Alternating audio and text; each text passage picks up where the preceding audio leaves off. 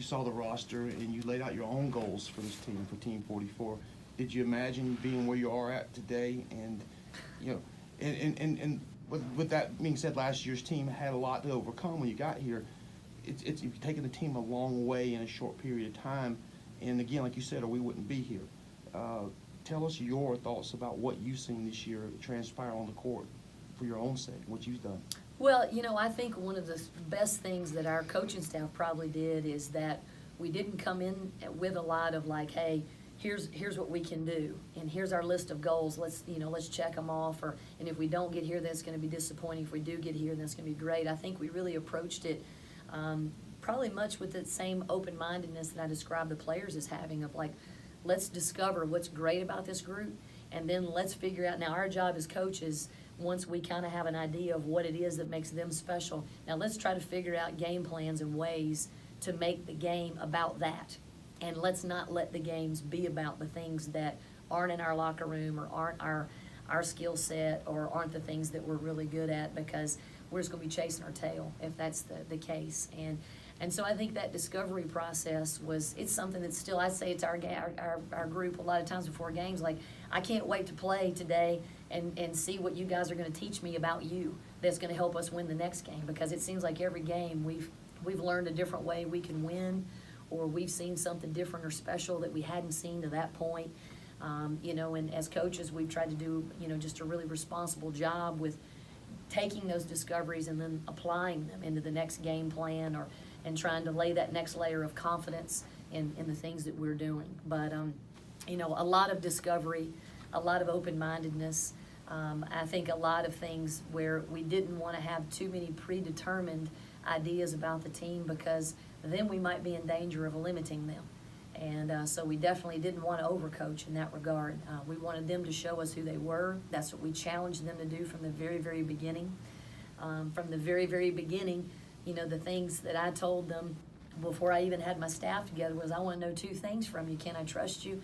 And will you work hard for me? And I'm going to try to show you things, those two things as well. I'm going to try to show you that you can trust me, and I'm going to work real hard for you. And then we'll just figure everything else out as we go. But if we start there, that's going to be something that we can really build on. That's going to be our best chance at discovering what our best looks like. And then every day we've just tried to chase or better our best, if that makes sense. We've tried to, and today, that's what we'll talk about in the locker room. We want February 19th, 2019 Clemson to try to be better than Clemson's best. That's what our challenge is today. And that growth of trust, we talk a lot about our TLC, the cultivating the loyalty and the commitment to a process that hopefully differentiates us from everybody else. Let's keep pouring into that every day, every week, and along this journey as we can as well. But, it's been, just a lot of fun, because there's just a special group of people here. And they just happen to be student athletes. They just happen to be basketball coaches or trainers or strength coaches, where there's a really special collection of people, and I'm just real proud to be part of them. How do you keep the teams focused? You're starting to hear the chatter now about postseason. How do you keep them focused on these next 3 games? Yeah, I think that's a challenge, for all coaches this time of year. And so the things that we're trying to make sure we're devoting all of our energy to are the things that we can control. And so we're even at this late date in the season, we're still trying to make sure that we're expanding our level of self-awareness. And so we have, 2 or 3 conversations probably a week where we might just list, what does it mean to be us? What does it mean to be the Ugly Ducklings? Or what does it mean to be Team 44? Or, when we chant things like family or us or together, like, what does that mean for this group, so that we're constantly not just defining, because at this point we're not completely defined, but we are reinforcing what are we about and who are we. And one of the answers that's not in that description is a member of the NCAA Tournament Selection Committee.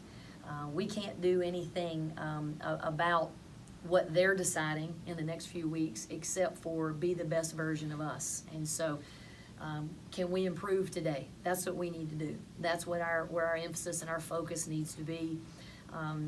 We talk a lot about what maturity is, and part of maturity is not sometimes being overwhelmed by circumstances, and being able to focus on the things that are really, really important, not get distracted by the things that we can't impact. You know, so we're constantly having conversations around the things that we think are important, and also trying to make them aware of conversations that other people might try to introduce into their lives that could be distractions of our energy. The way we play requires a tremendous amount of energy. So we need to make sure that we're directing all of that energy in the right direction. And so chatter or, you know, conversations about, you know, what if this, what if that, that don't have anything to do with getting better today and getting ready for a really, really good Georgia Tech team. So we're just going to keep putting energy in the right direction.